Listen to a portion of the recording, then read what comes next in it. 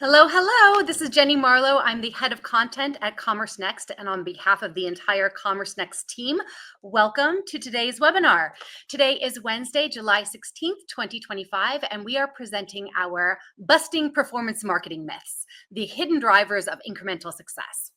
Our today's experts are Brian Schmidt. He is the VP of Digital and E-commerce at Brooks Brothers, Eddie Bauer, and Catalyst Brands. We have Chris Costa, SVP of Digital at Jegs, Matt Farrell, VP Head of Growth at TickPick, and Allison Ryder, Director of Account Management at RTB House. Huge thank you to RTB House for sponsoring today's broadcast. We cannot bring these webinars to you without the support of our sponsor partners. And I'd like to give a special shout out to Aga from RTB House. She works really hard to put these together and she's an absolute delight to work with. Thank you, Aga, for all of this. And a huge thank you to the Commerce Next staff. We have Alan, Tracy, Corey, Robert, Scott, and Veronica, who are all off screen helping to make the webinar a success. And then, of course, thank you to you, dear audience, for being here today. So here is what's coming up at Commerce Next. We have our next webinar. It is on July 30th. It focuses on agentic commerce. This is the new era of AI-powered shopping experiences. And so our Commerce Next co-founder, Veronica Sansev, is going to be leading this discussion. She's going to be joined by Aaron Magnus, who's the CMO of Full Glass, Eric Fong from Daydream, and Mike De La Cruz, who's the president of iAdvise. This is a very hot topic. You do not want to miss it. So register by clicking the link in the chat that Tracy is going to provide. And speaking of very hot things that you don't want to miss, we are putting together our first ever post-purchase forum. This kicks off October 15th in New York City. It is a closed door gathering, which means very candid conversations. And we're going to bring together the sharpest minds in e-commerce, customer service, loyalty, returns, and fulfillment. And this is specifically designed for directors and VPs who want to take the post-purchase experience to the next level. So you have to apply to attend. You can do so by clicking the link that Tracy is going to provide, and we would absolutely love to see you there. If you happen to have missed any of our past webinars or even our recent growth show, you can find them on YouTube. We have more than 500 videos covering all topics of digital commerce. It's a great resource. And again, Tracy's going to have that link for you in the chat. So a few housekeeping notes. One, we are recording this webinar. So if you miss anything, don't worry. We're going to send you a link or you can find it on YouTube.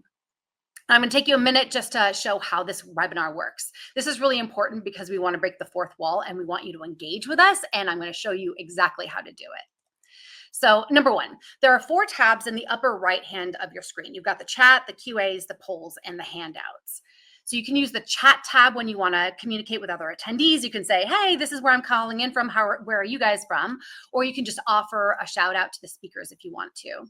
The polls tab is where you're going to participate in audience polls. We'll be doing those a little bit later, and you can view the final results after we close the polls there. The handouts tab is where you can find an augmented version of today's presentation for you to download. And then the most powerful tool at your disposal is the Q&A tab. We very much want you, the audience, to be an active part of this webinar. And as the moderator, I might have missed something. So if I'm not asking the questions that you think that are important, please help me out. Put them in the Q&A and I'll read them to our panelists. It's, I think, an amazing opportunity for you to connect and get the answers from these amazing thought leaders. So take advantage of the Q&A. And then remember, even if you don't have a specific question, you can upvote other audience questions. This helps us to prioritize what questions to present to the panel first. So just upvote the questions that you like. And last, if you are watching on the replay, please note that the handouts are available to you as well. You just have to look at the highlighted document icon at the bottom of the video player and click that. So now the moment you've been waiting for. We're going to actually dive into the topic at hand. I have Allison Ryder. She's the Director of Account Management at RTB House. She's going to tee us up with a primer on busting performance marketing myths. Allison, it is absolutely lovely to have you. Thank you for coming on today. Thanks so much for having me. Well, hi, everyone. Yes, as Jenny said, I'm Allison Ryder. I'm the Director of Account Management at RTB House. And if you haven't heard of RTB House, we're a next generation performance DSP that helps brands drive incremental sales at scale. So today, I want to share some tips and insights that consistently help our clients grow, not just in volume, but in true measurable performance.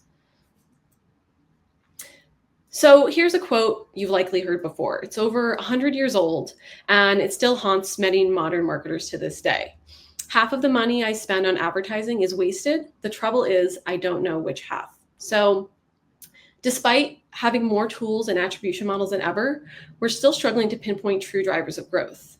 The biggest risk today isn't under-delivering, it's confidently optimizing tactics that look good on paper but aren't actually moving the needle for our programs. So I want to talk about how to cut through some of that noise and focus on what really matters.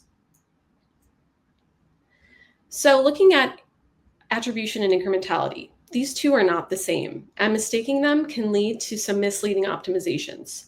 Attribution helps us identify which touch points are getting credit for a conversion, whereas incrementality is telling us which of those touch points actually created new value. So attribution can sometimes reward the loudest or last touch tactics, and it's not necessarily the most impactful. This challenge, we see it across all marketing channels. It impacts search, social, retargeting, even branding. So today, we want to explore how to focus on what truly drives incremental impact. So this is a challenge that we see. Good performance campaigns hitting a ceiling on scale. Many marketers run into this. They see strong results from their performance campaigns early on, but eventually that performance can flatten. They want to keep growing their programs without losing efficiency, but they're seeing spend rise and not seeing those returns. We call this the plateau effect. So I want to talk a little bit how we can break through this. So where to start? All performance tactics rely on some predictive modeling, but those models are only as good as the data that they're fed. So first, we want to look at your tagging architecture. The first-party data that you're receiving from your tags is one of the most valuable signals that you have. It's capturing real user behavior like scrolls, clicks, and time spent on site. A myth that we often hear from clients is that the simpler tagging architecture they have, the better. But in reality, a more advanced tagging architecture will help you capture more meaningful signals and will ultimately lead to driving better performance. If you have broken or incomplete tags, these can be blind spots for your model, as they literally cannot learn or adapt. Tagging isn't something that is set it and forget it, and it's super important to keep this current. We highly recommend that you do at least quarterly QA checks here, as that can help boost your performance by over 10%. Next, moving on to the product feed. This is how your catalog is talking to these algorithms. It teaches it about your products and their attributes. So the myth here, 80% of coverage is fine. Today, however, we're seeing that the top campaigns are hitting over 90%, and these feeds are including rich metadata, having clean structure, and tagged intent signals. This is especially powerful now that large language models are powering more top funnel performance campaigns.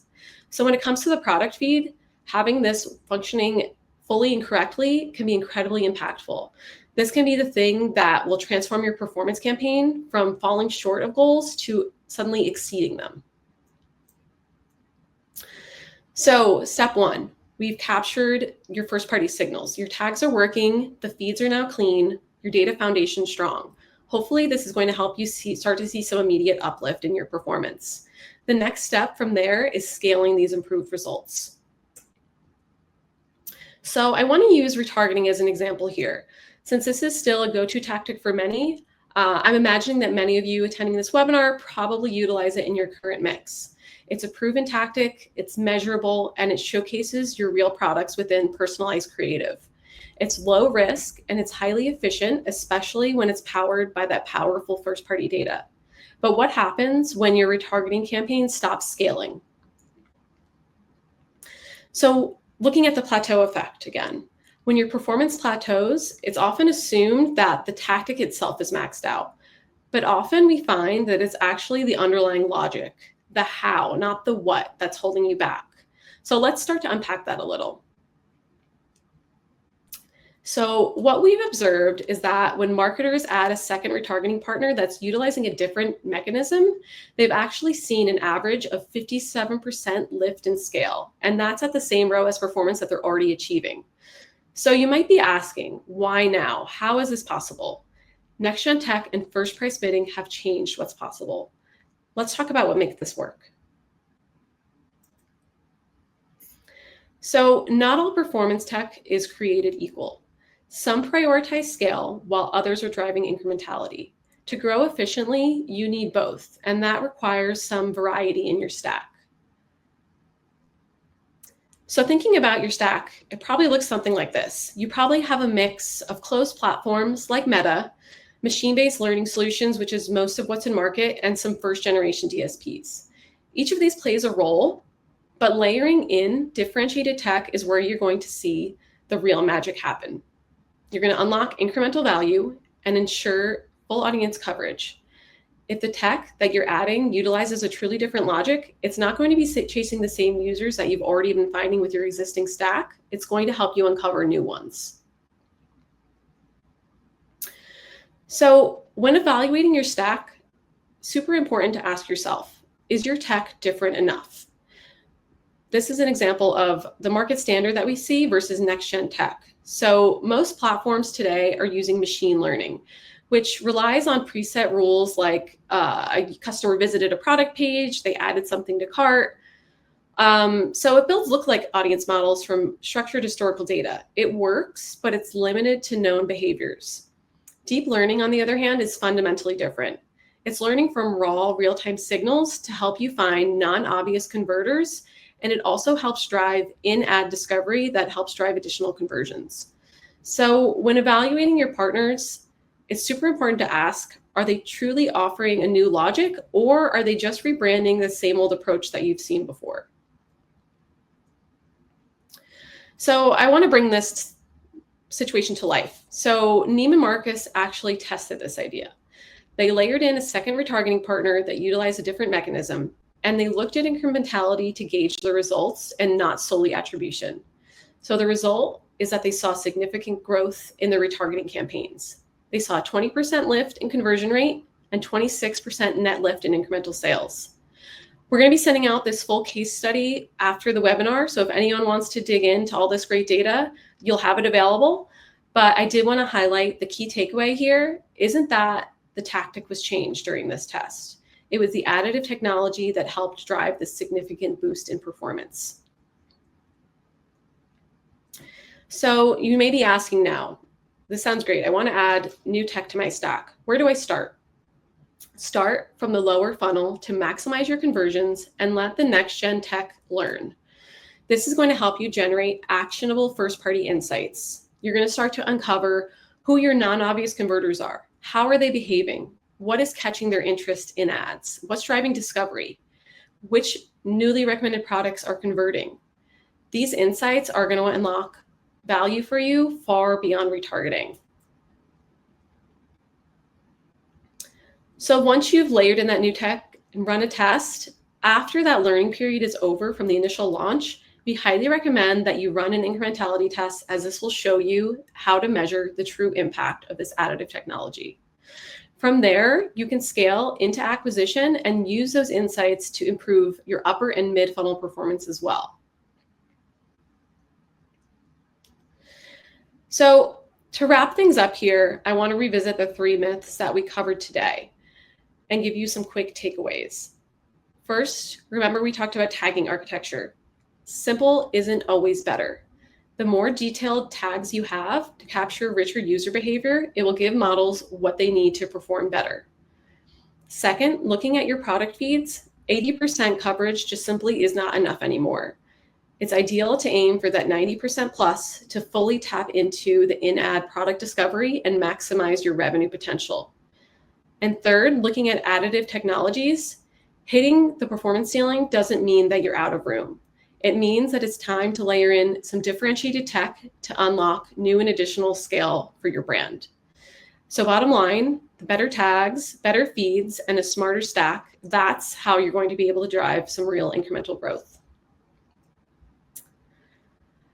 And thank you everyone for joining us today. I'm going to hand things back to Jenny so we can dive into our webinar with all of our great panelists. Thank you so much, Allison. I appreciated the deep dive on machine learning and deep learning and the key takeaways afterwards. That was great. All right, so next we're going to head to the polls and get your take on a couple of questions. Tracy, would you queue up the first poll for us? All right. So the first question that we have is, what best describes your current approach to measuring incremental sales? You can select one for this. A, we have a clear data-driven model in place. B, we use directional signals, but it's not fully nailed down. C, we mostly rely on traditional metrics like ROAS or CPA. D, we're still figuring out what incremental really means for us. Or E, we don't actively measure incremental sales. So maybe you just want to know how to get started. All right.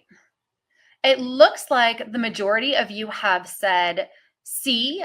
This is 40% of you said we mostly rely on traditional metrics like ROAS or CPA, followed by we use directional signals, but it's not fully nailed down. All right, thank you so much, Tracy. I think we can close the poll and let's go to our next one.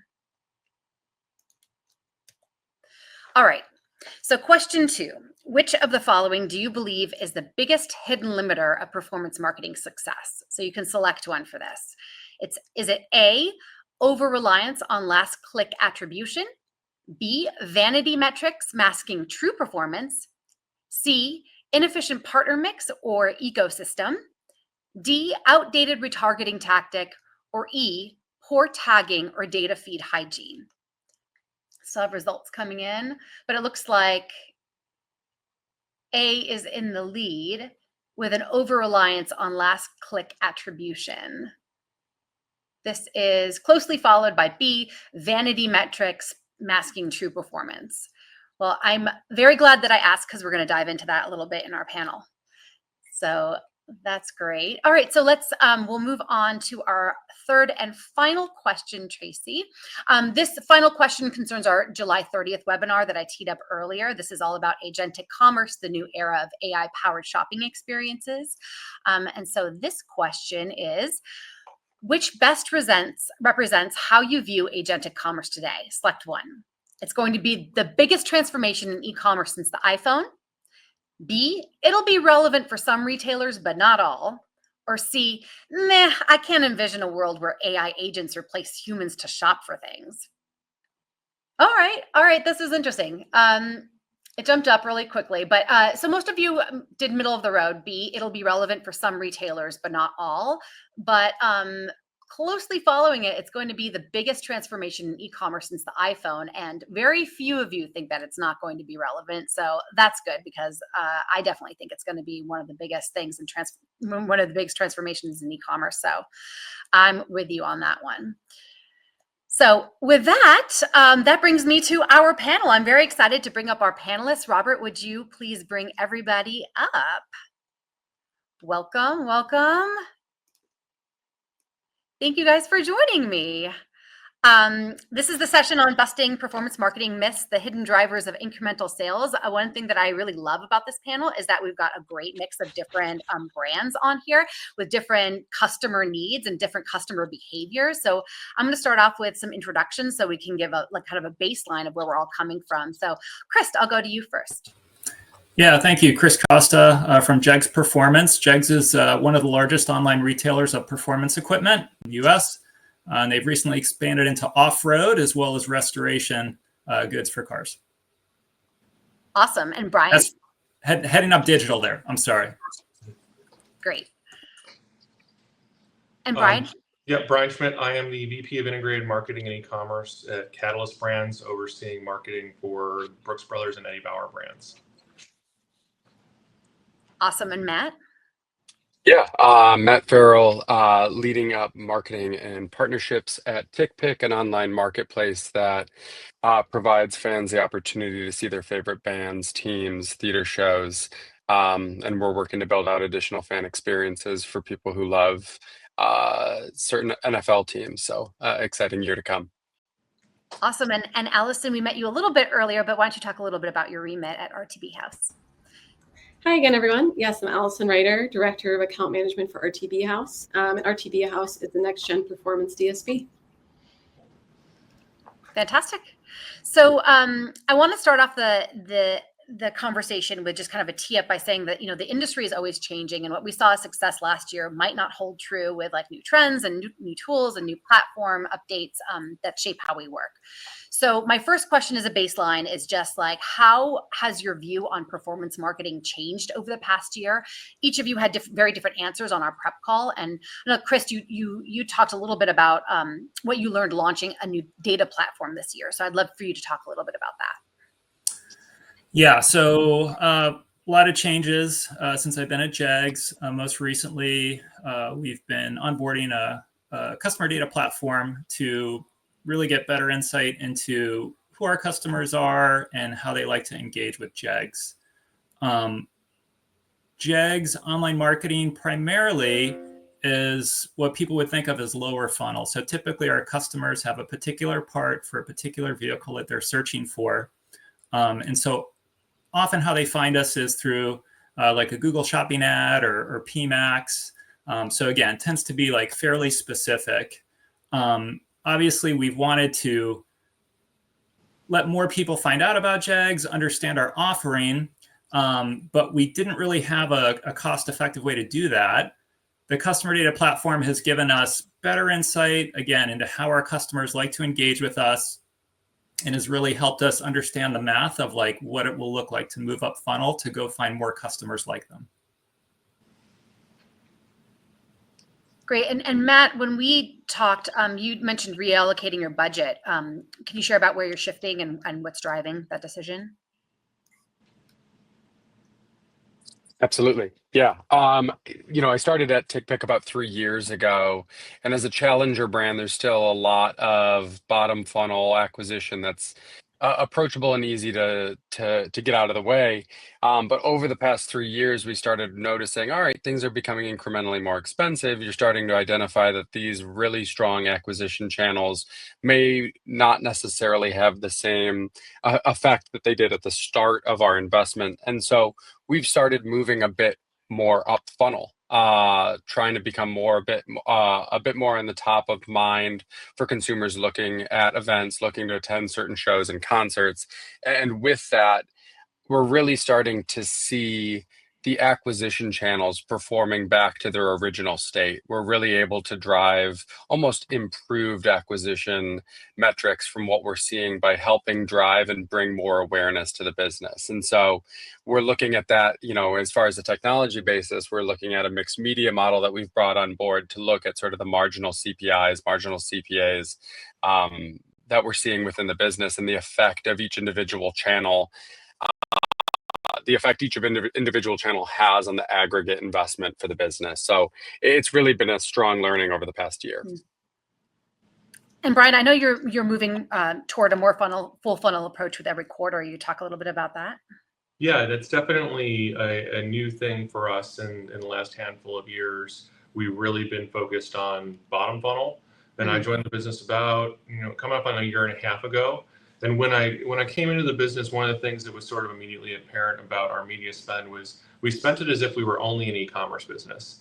And 70% of our revenue comes from our store footprint and our store fleet. We acquire a lot of customers through our store fleet, and we're really an omni-channel business. And when we were looking at that media spend, we also were noticing that it was very much spent in the bottom of the funnel and very heavily decisioned based on last click attribution. So, we were looking at our affiliate program being like roughly 25% of our spend, but that was on the basis of it having a really high last click attributed ROAS. And when we looked at the channels that were a part of that program, it was, a lot of the, in cart buttons that are stealing attribution as they, apply a promo code last minute. And that for us, we felt wasn't very incremental, and we felt comfortable sort of pulling back away from that and reallocating those dollars. And that ultimately played out pretty well for us. When we were looking at December, I think the official numbers were that we were down roughly 90% in spend year over year in affiliates, but only down, 20% in revenue. So we really, I think, got that mix. Maybe we swung a little bit too far on the pendulum, but we were able to take those dollars then and reinvest them back in the top of the funnel, which is just been huge for us to get the Brooks Brothers brand back out there. That's one where we're now approaching 20 to 25% of our budget being in the top of the funnel, and taking swings in out of home, doing CTV. Like moving up funnel in Meta, sort of across the board, allowed us to sort of grow, prospecting with RTV House. Like we're sort of to a full funnel approach that considers the fact that we're an omni-channel business, not just an e-commerce business now. That's great. And Allison, you have a very unique position on this panel because you can bring both your own, POV and like that of the many clients that you work with. So what kind of shifts are you seeing? Yeah, so personally, my view hasn't really shifted too much. RTB House has been at the forefront of what's possible in marketing for a while now. But what I do see is there's been a clear shift in how our clients are thinking about it. They're moving away from seeing performance marketing as purely conversion focused, and they're starting to recognize that it's a lever for discovery. So for driving that next purchase and driving long-term growth. So much more happens now within the ad itself. There's video, product discovery, even sometimes branding.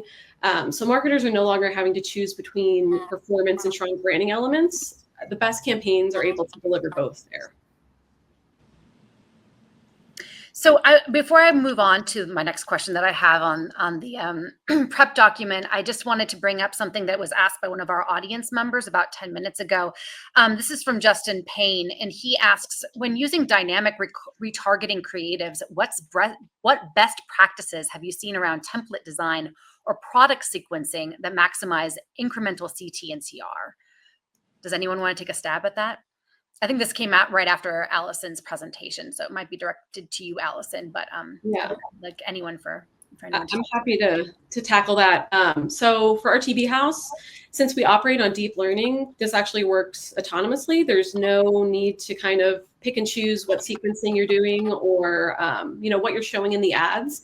We ingest the feed and we really understand what the user is looking for. So we're surfacing products that make sense for that individual. It's completely tailored to that person. So we're not just kind of showing like the most recent thing they looked at. We're looking at things that are relevant to them. And we have many, many different versions of the banners that we offer. We suggest running it in every size and shape that we offer. So the elevated grids that we have are showing those strong brand elements, and they show those multiple products that are complementary to what that person was looking for. So you're going to be seeing that maximized, click-through and conversion rate just from letting the deep learning do its thing. So tapping back into the myth busting theme of the webinar, I wanted to ask you guys, what is like one vanity metric that you've had to unlearn as a true indicator of growth? Chris, I know you had some strong feelings about that. Well, yeah, I guess I want to qualify, right? There's thinkings within an organization, and then there's our own understandings of these things. But again, this is probably familiar to a lot of people listening and a lot of the participants, but that last click attribution is just like so compelling, right? It feels really measurable. It's like fairly instant, as well as the vendor reported metrics, right? And all of these things are operating in isolation, but again, they feel very tangible. And so I think, kind of shifting the thinking around, right? What are the role that all of these touch points affect a sale? So, how do we best, what's the best approach to understand the impact of each of them? And as the topic of today's seminar is, right, incrementality testing. So, really introducing this concept of holdout testing, different parts of the marketing stack to understand really the true contribution of each. So I don't know if that's a myth bust. Again, I think it's familiar to a lot of people, listening, but it's just such a compelling metric for a lot of organizations that it can be hard to break folks out of that thinking.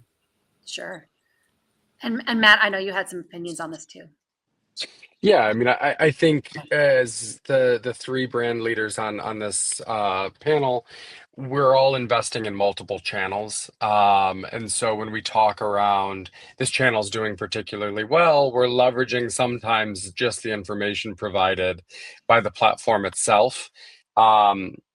I've really had to unlearn the term source of truth or single source of truth. And what we start looking at is multiple ways of reporting, multiple methodologies, and we can paint a fuller picture with data from a number of different places. So what we're trying to look at is the full picture. And so if you're just getting your information from the platform itself, there's obviously bias towards that. If you're getting your information from last click, there's obviously bias towards that. And it's not that any of these are individually untrue. It's just that they don't provide the full picture of performance in terms of how your marketing mix is appropriately performing. And Brian, do you have anything to add to that? I know we didn't discuss on the prep call, but. I mean, I think I agree with all those sentiments. I think that maybe my biggest vanity metric is CPM and on an impression basis. I think that that's one where when we're talking about, especially like top of funnel marketing, we get caught up in like, oh, we had 4 million impressions, and it's like those can still be bad impressions, even in a top of funnel perspective. So. I do think that's a hard one to get away from. If you're used to thinking in that way, it's hard for PR people to get away from it. It's hard for people that are working in brand marketing to sometimes get away from impressions and focus on the difference between good and bad impressions in that capacity and that volume. Well, dovetailing that into my next question then for you, Brian, is, what's something that most marketers get wrong about the top of funnel strategy? I know you had a really good story from earlier in your career, so I'd love to hear. I mean, I think that the very easy answer to that is not having a measurement strategy, right? Yeah. It's like, it's so easy to just go out there and be like, I feel like I know that I'm doing the right thing. I really believe in podcasts, or I really believe in CTV or something along those lines, right? And earlier in my career, I spent a bit of time with a CMO that was growing a food delivery business, and they were spending a ton of money on top of funnel, but his team was like really diversified in all the different things they were trying. And his philosophy on it was, you've got to spend enough money to kink the curve.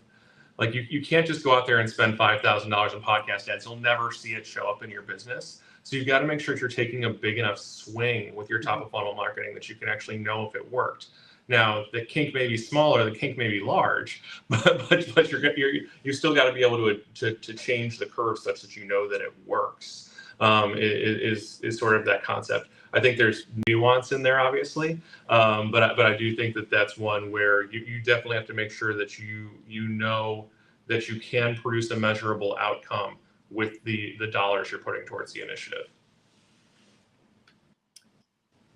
And Matt, I know you had some thoughts on this as well. Yeah, I think, what Brian says is absolutely correct. I think the other thing that I would say is, I started my career at Google, and Google did one thing unbelievably well, which is direct response performance ads. And then they started layering on things on top of it. And when you look at some of their upper funnel strategies, they're telling you, oh, these branding plays can also be performance plays for you. And they're basically assigning or allocating metrics that won't put this investment or some of these investment vehicles in the best light in either way, in branding or performance. It'll sort of sit in this awkward middle ground. And my big focus on our investment structure from an upper funnel or branding perspective is really to call it what it is, and judge it accordingly. We can't be having hyper performance YouTube ads. We can't be having these things that, when compared next to a direct response search ad, have a CPA or a CPM or a CPI associated with it. So just make sure that when you're investing, and as Brian mentioned, you have a thesis to invest enough to see impact. You have a measurement strategy that's appropriate for the media invested, as well as you're grading it with the right ruler. So that's my big focus. And Chris, what's your take? Agree with everything that was said. Definitely have to have the measurement strategy beyond CPM from our perspective. So, we had kind of tried some strategies in the past, again, to make customers aware of kind of the breadth of the assortment that we carry and the service and our whole value prop, but didn't really have an effective way to understand if like the investments that we were making in those awareness campaigns were reaching the right people. CPM wasn't sufficient. So again, now with our data platform, we feel like we're able to do the math a little bit better to make sure that the dollars that we're investing in these awareness campaigns, we understand what what the outcome is that we want for them. And Allison, you spoke a little bit about aligning KPIs and setting expectations. You want to dive deep on that? Yeah, I think what's super important with these upper funnel campaigns is just to be aligned on expectations and see what having clear and measurable goals that make sense for the part of the funnel that you're targeting.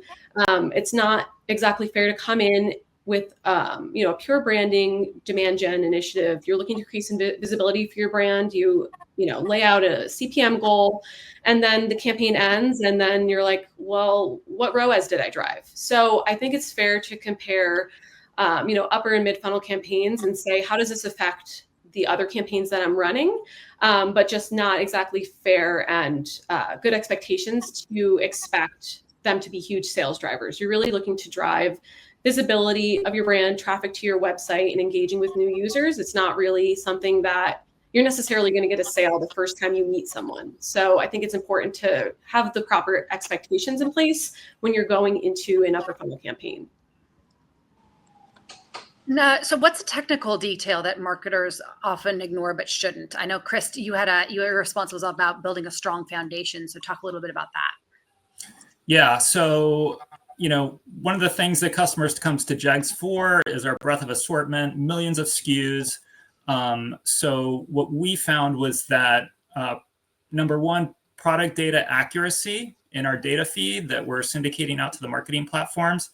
I mean, it seems like a no-brainer, but there were some shortcomings that we had. So we did have some situations where data in our feed was misaligned with some of the data on the website. And we had a number of products that, the ads were being disapproved as a result of that. And when you have millions of SKUs, it can be easy to overlook kind of some of the disapprovals and the overall impact. So that was really an area that we focused. So, again, for the types of products that we sell, product data accuracy in the feed is like really foundational. It's something that can be taken for granted. So I definitely encourage folks to give it a look and make sure that your systems that are generating those feeds are consistently accurate. Because you responded to the by talking about feeds, I want to skip ahead. I'm going to go to the next question, which is just what is a misstep that you've seen in tagging or feeds that's quietly tanked performance? Yeah. So, so one of the missteps that I've seen is, number one, is kind of over tagging, right? Which can impact the performance of the website.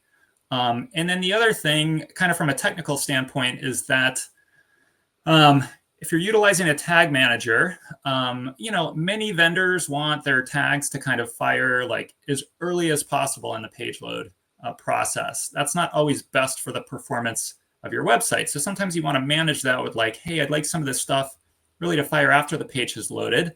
But there can be issues with the data that the tags need being there at the time that the tag is firing. I'm getting a little bit into the weeds here. So what you can have is a situation where your tags are firing, but the data is not being transmitted through correctly. Definitely a situation that we've encountered. Changes get made to the website, things that worked stopped working. So definitely kind of keeping up with the health of your tags and kind of making sure that the data is coming through correctly, site performance, all really important considerations with tagging. And Allison, you also had some thoughts on this too, right? Yeah, I mean, I think we covered a lot of this in the presentation earlier, where it's super important to make sure you have proper tagging in place so that the models can really understand what the user behavior is on the site, and that you have enough feed coverage. So that's feeding your ad recommendations. And also when making updates to the site, just super important to make sure that it's synced to the feed. We often find that sometimes clients have dynamic ads that are linking to broken pages and cause poor user experience. So sometimes when that happens, we notice we bring our campaigns dark until it's resolved, just because it will tank performance when we're having that poor user experience. I'm going to take a couple of audience questions that came in. The first one is from John. Forgive me if I'm pronouncing your name incorrectly. John Ty for Brian. The question is, when you decided to reallocate your digital spend from bottom of the funnel to the top, did you have an MMM in place to help determine that reallocation was the appropriate action? Asking because it could be that the bottom of the funnel spend level was appropriate, but that there just wasn't enough being spent at the top. No, we did not have an MMM in place at the point that we did that. 3% of our budget was spent in the top of the funnel, and it was in Meta. And when you're spending money like that digitally focused, like to have an MMM would have been a waste of money for us, I would think. So we worked on getting one in place since then. What we did have was a really clear test, because the first thing that we did was we had a Father's Day campaign with Jalen Brunson in it, and we shot beautiful photography, and we really had nowhere to put it. And so we took about $150,000 or so and bought 75 buses in Manhattan and put Jalen Brunson and his dad on the side of those buses. We went from having 0 out of home, 0 top of funnel in Manhattan to having that. And those stores were +5 to +10 in traffic when the rest of the region was down 4 or 5. And the rest of the country for us was down 7 in traffic during the same time window. So we sort of like accidentally had a very clear test of the impact of that. But I would say like there definitely, it was a swing where we knew we needed to move up the funnel. There was no doubt in anyone's mind. Our agency, and we had multiple agencies, the executive team, everybody, we fortunately got that signal, so we felt comfortable going even more from there. But I think when you look at the spend in the bottom of the funnel, I'd say we should still be pulling more money out of the bottom of the funnel. Frankly, we're probably spending too much in branded search. We took a big swing on affiliate, and that was very clear for us that worked. And there's, like I say, we probably swung a little far. We can probably come back a little bit on the affiliate side, but there's definitely dollars that we're still spending that could be reallocated to help us build the funnel more. So I definitely, with the MMM that we have in place now has told us, hey, you're spending too much in brand search, especially on the Eddie Bauer brand. We know that we're spending way too much in brand search and brand shopping. And so we're looking to reallocate those funds up the funnel, sort of in all cases, honestly, across Catalyst brands as well.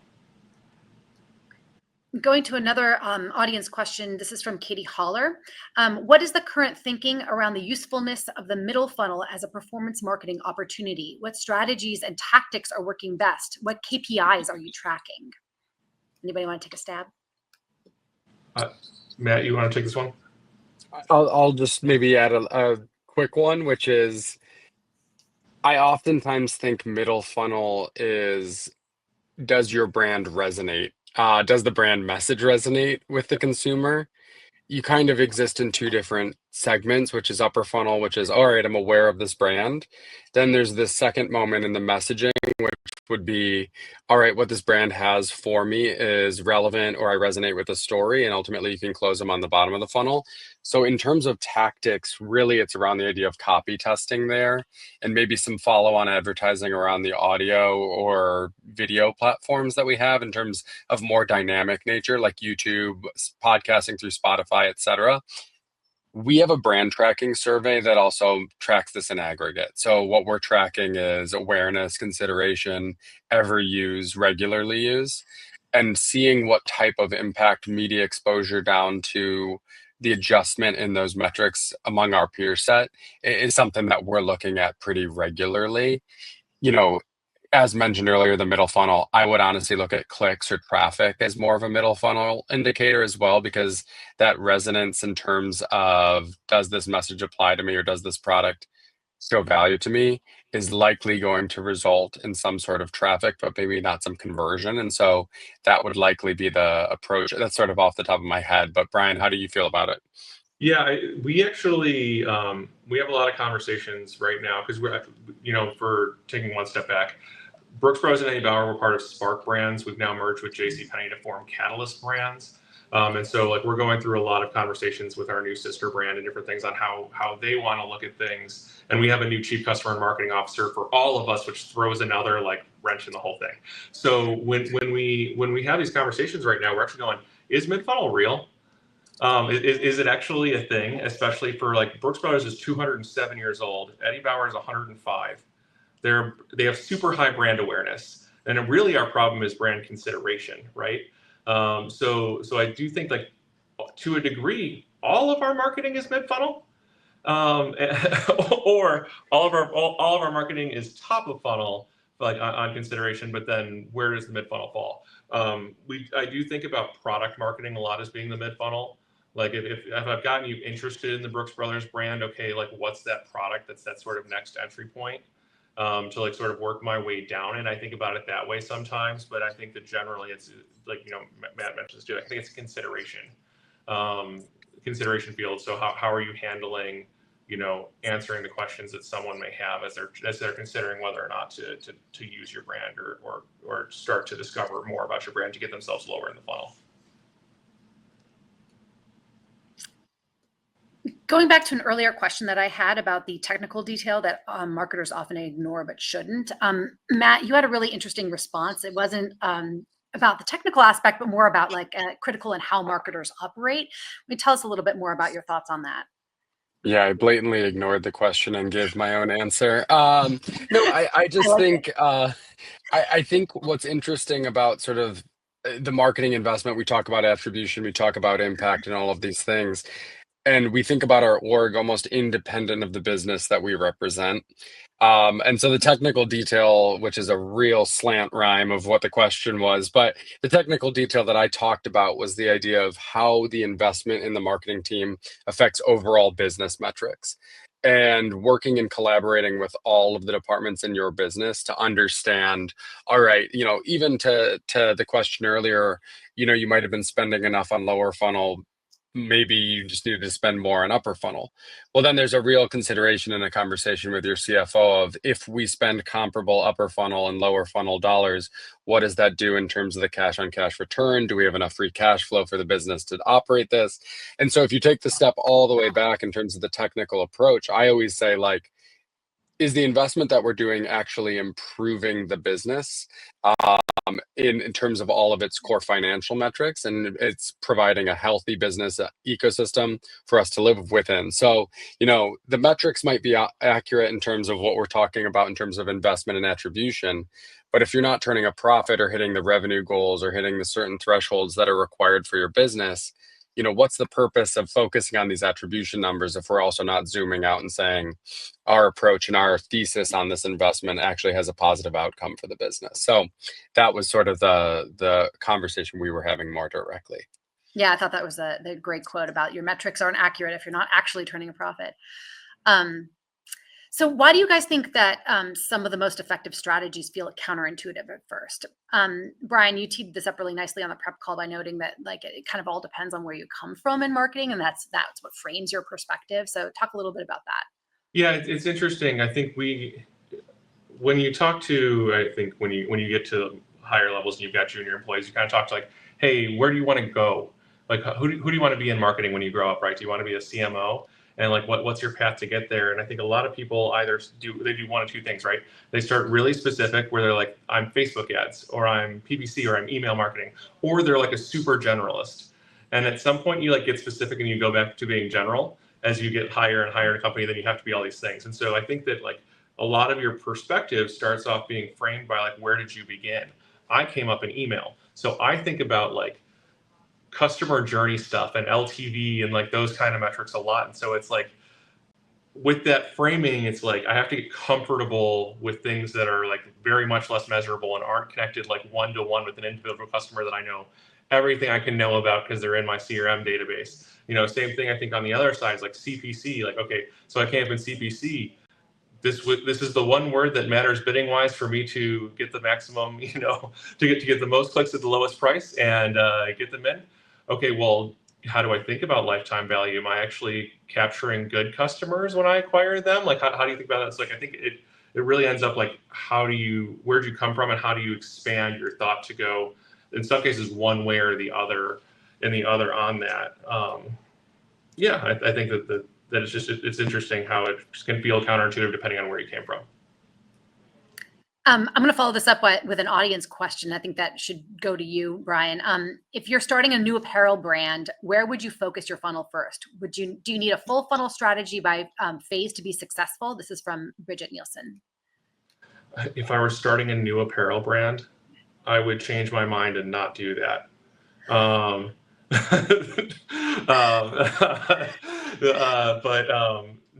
sort of, I would say really the toughest thing about apparel is getting consideration and sort of becoming in someone's general consideration set of which there are a zillion brands that are all very loud and all have a ton of money, spend a lot of money in photography. Like, I think it would be hard for an apparel brand not to start in social today. Like you almost have to start with influencer. You have to start with social. You need some super high level of design or quality or virality. One of those is going to have to hit for you to really come up, or you've got to have something that's such a unique value prop that's so clear in advertising that you can go a different direction on it. But I've lost myself on what the original question was, but my answer is don't start an apparel brand, but you have to be really social first to create awareness for your brand before you can even think about going to the bottom of the funnel, I think, in the regards of fashion specifically. Yeah, it's a tough order. So going back to the question about the most effective strategies that feel counterintuitive, Matt, I know that you came up in digital marketing. Can you talk a little bit about your perspective on that? Yeah, I mean, I think Brian inspired my answer in our prep call, which was he came up in CRM and I came up in the digital marketing Google side. And so a lot of the work that we were doing was dollars in, dollars out. Like, all right, I invest $1, I get $2 in revenue. And I think the counterintuitive component of what I've learned over the past couple of years is in this brand investment into the upper funnel, you can functionally change and actually improve your customer acquisition cost. So investment in terms of brand or upper funnel investment, while it might not be directly performance driven, when you look at the aggregate investment, you start saying, oh, this is actually a more effective way to invest. We look at aggregate brand investment. We also look at what we call like a new user net revenue ratio or a new user profit ratio, where dollars out towards investment in marketing towards new users versus dollars in terms of revenue for new users. And if that ratio is above a 1, all right, we're doing great. We're looking like we've really got a strong investment thesis in terms of how we're acquiring new users. So we've seen that improve dramatically as we started investing in TV. I mean, we bought a Super Bowl commercial last year. And so it's like one of those things where people go, oh, that's a huge investment that's non-performance based. And we're already seeing sort of the dividends continue to pay from that investment thesis. And Allison, you come at it from this bird's eye perspective. What are the strategies that you've seen deliver consistent results? Yeah, oftentimes we have clients come to us with, several goals that are most important to their program.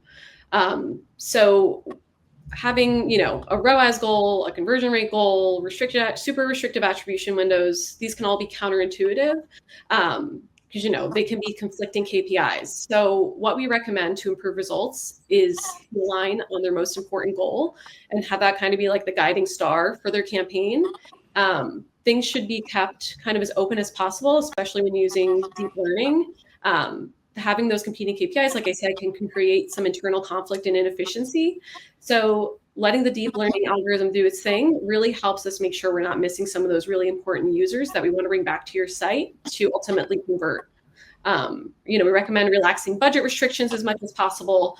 That's one that's really hard of marketers to let go of. We know you have, budget constraints from finance. Our advice is always to be best friends with your finance person. If something's performing well, we should fund it.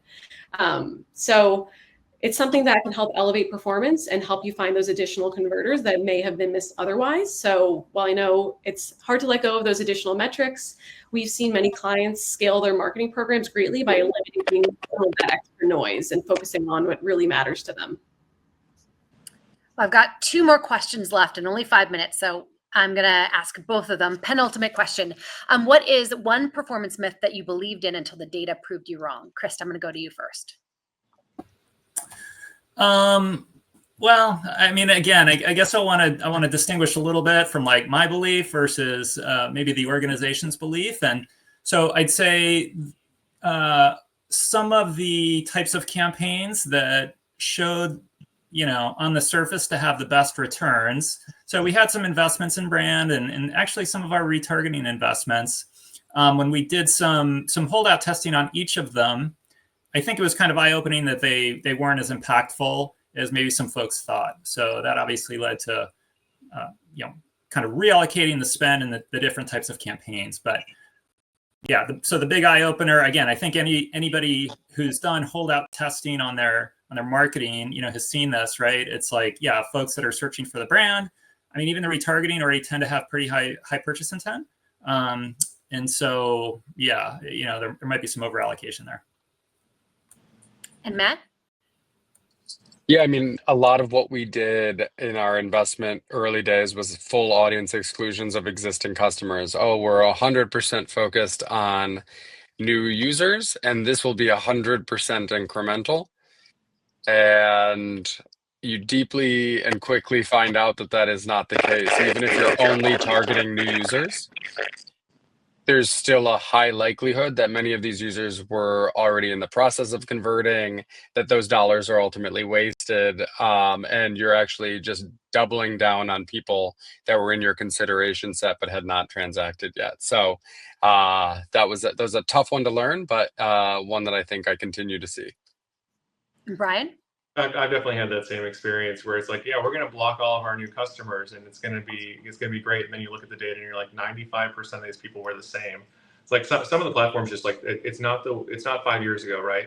Like the platforms just don't have the same data capabilities as they used to have because of the privacy laws, because of the cookies and different things. And so like Facebook is just worse at identifying an audience. You used to be able to upload an email list and it's like 100% match rate. I know who everybody is, and I can just push all these people out. It's like, it's just not that case. Plus, I would say most of the algorithms now want to like just give me the reins and let me find whoever I think is going to be best, and that always ends up bringing in some of your existing customers too. But so I would say maybe one that's an additional thought on that is just like, I think sometimes we think, hey, we've got this really amazing campaign planned for fall, and I'm gonna turn it on, and the next day I'm gonna see the impact. And you're like, okay, I'm spending $100,000 in Facebook. I've got enough money. I'm gonna put these ads up, and like you just don't see the return. And it's hard to say like I think like my campaign is going to have an impact and not see it right away, and to be patient enough or be sort of critical again of your own work enough to go like, oh, this is gonna take time for us to build a funnel if we're not building a full funnel, or for the consideration in this campaign to really grow. And obviously there's some D2C brands that can buck that trend, where their product's cheap enough for the consideration and in-market consideration is already high enough that they can sort of launch a Facebook ad and get an immediate return on it. But I think that for a lot of folks, it takes time to really like build that consideration set. Product that's more expensive and a considered purchase. Like there's a lot of cases in which it's not going to work overnight, and very few that it is. Yeah, so we hear this a lot, a lot of what Matt and Brian said, especially from clients, that myth is that we often hear that existing customers don't need marketing, but time and time again, we see these existing customers driving those incremental sales. So like I need to, run a test, give it the proper time for the learning period. As Brian said, you're not going to see immediate results tomorrow, and run that incrementality test. That's really what's going to show you what's adding value to your campaigns, rather than looking at that immediate, ROAS that you're seeing a couple of days after launching that campaign. The incrementality test is going to unlock the true value and show you what's really providing value for your campaigns. Well, unfortunately, we are all out of time, so I'm not getting to my last question. But Robert, if you bring up my last slide, I just wanted to go over the commerce next step. One, a clean data layer is foundational. Number two is, get your measurement strategy in place. If you're not turning a profit, your metrics just aren't accurate. You need to go back to the basics. Align on the most important goals and learn to relax your budget restrictions. Don't forget your existing customers, they're incremental too. And I just want to thank everybody for joining me today.